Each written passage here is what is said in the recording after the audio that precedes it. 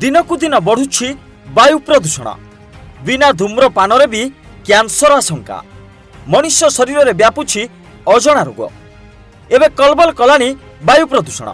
दिनकु दिन वायु प्रदूषण मात्रा वृद्धि पाउथिबा बेले अनेक रोग व्यापिबार मध्य आशंका रही, जहाँ मनुष्यर शरीर पर बेस क्षतिकारक हो पारे।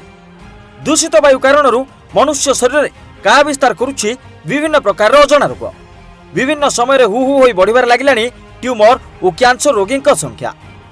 निकट ब्रिटेन वैज्ञानिकों द्वारा करा जायतिबा गवेषणा जना पड़ी जे वायु प्रदूषण कारण धूम्रपान करुनथिबा व्यक्ति कैंसर होबार आशंका वृद्धि पाई थाए। दूषित वायु थिबा क्षतिकारक कणिका सब प्रश्वास जाई मनुष्य शरीर भितर कैंसर जीन तैयारी करथाए। एहा फल आदौ स्मोक करुनथिबा व्यक्ति शरीर में ट्यूमर सृष्टि करथाए, जहाँ आगामी दिन में बढ़ी कैंसर रूप नेउथिबा स्टडी रिपोर्ट उल्लेख करा जायछि। फुसफुस कर्कटर मुख्य कारण धूम्रपान होइतिबा बेले दूषित वायु एहार आउ एक माध्यम पलटिथिबा गवेषणारू जଣା पड़िछि। सिगारेट धुआं थिबा विषाक्त गैस तुलन में प्रदूषित वायु अधिक परिमाणर क्षतिकारक गैस थिबा Francis Crick Institute professor Charles Swanton कहिसंती। ब्रिटेन रो फ्रांसिस क्रिक इंस्टीट्यूट एवं कैंसर रिसर्च सेंटर मिलित भाव गवेषणा करछंती।